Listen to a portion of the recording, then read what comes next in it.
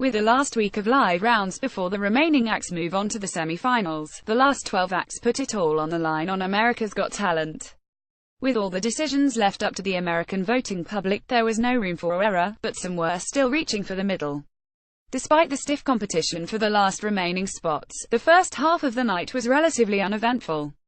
Compared to last week where technical difficulties and feuds amongst the judges ruled, it was a rather run-of-the-mill performance as acts like the Greater Works Gospel Choir took the stage.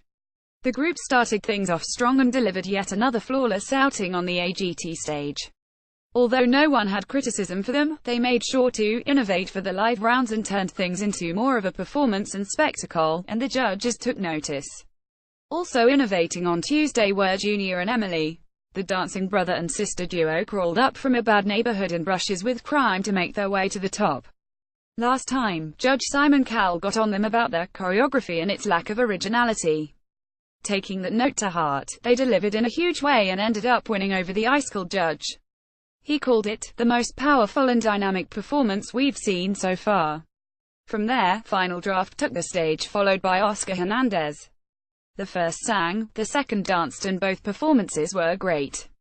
However, the judges clearly wanted to prepare them each for the possibility that America won't find what they do worthy of $1 million in a show in Vegas. Not to say they're not talented or impressive, but the time has come to thin the herd. A more puzzling act came in the form of the master of deduction Colin Cloud. The Scottish mentalist studied forensic investigation and uses those skills to make impressive predictions on stage. It's unlike any other act on the show, but what he called his most impressive showing yet ended up being a lengthy and confusing showcase. However, if showmanship is his only flaw, there's still time for him to improve if he makes it to the next round. Finally, things took a turn for the unique as projection artists Oscar and Gaspar took the stage. Last time, they earned a golden buzzer from Heidi Klum when they projected a variety of outfits and images on her body. This time, they had two models take the stage and trade tattoos and other artwork through touch. It was beautiful, but Heidi felt it lacked energy. However, she admitted that her opinion may have been colored by the fact that she wasn't the star of their second outing. In the end, it was original enough for almost all the judges to agree that they wanted more from the mysterious technicians in the next round. However, it's no longer up to them. In what was clearly a bottom-heavy show, Sarah Carson took the stage next with her dancing dogs. Typically SHES been a controversial act as the judges are split on whether or not they like her. However, given that SHES currently living in her car, the stakes couldn't have been higher for her. Luckily, this was without a doubt her best showcase yet as she not only incorporated another animal, but did some tricks that Simon said were better than a lot of the human dancers they've seen. Hernandez.